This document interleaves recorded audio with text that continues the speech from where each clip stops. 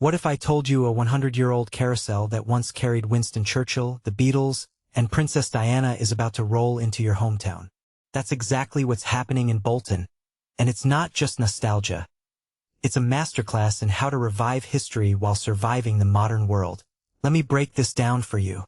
Here's the thing. When I hear about a ride like the Golden Gallopers being moved, I don't just think about the mechanics or the paint job. I think about the stories embedded in those horses. This isn't just a carousel. It's a time machine.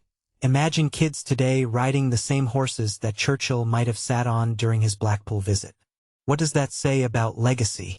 It says we're not just preserving metal and wood, we're preserving moments that shaped culture. And yet, here's the twist. Blackpool Pleasure Beach decided to let it go. Why? Because they're prioritizing bigger attractions, I guess. But someone had to save this piece of history.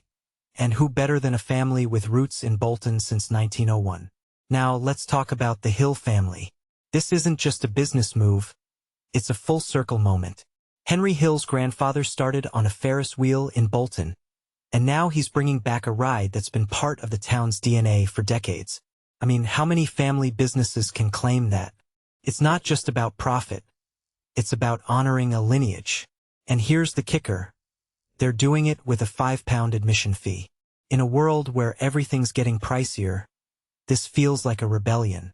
You pay £5, get 2 hours of unlimited fun, and you're not just buying a ticket, you're buying a memory. That's genius marketing, but also a social statement. They're saying, we're not letting the cost of living squeeze out joy. But wait, there's more. The restoration process itself is wild. They took the rods to Birmingham, the horses to Blackburn, the lights to Leicester. It's like a nationwide puzzle, and now it's coming back together. I can't help but think about how much of our modern infrastructure is built on similar principles. Fragmented parts, global supply chains, and a hope that it all fits. Yet, this carousel is a reminder that some things are worth the effort. It's not just about the ride. It's about the effort to keep it alive. And when Henry says it's a landmark for us, I think he's not just talking about the fair, he's talking about identity. What's fascinating is how this event ties into broader trends. We're seeing a resurgence of vintage experiences, from retro video games to analog photography. The Golden Gallopers are part of that movement, but with a twist. They're making it accessible. No elitism, no exclusivity, just £5 and a chance to touch history. It makes me wonder, are we craving these tangible, physical connections to the past because our digital lives feel too fleeting?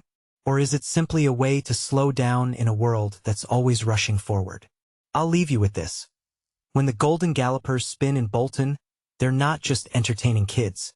They're telling a story about resilience, family, and the stubborn human desire to hold on to what matters. If you're in Bolton, I'd say go see it. And if you're not, ask yourself, what's one piece of history you'd want to bring back to your town? Because chances are it's more valuable than you think.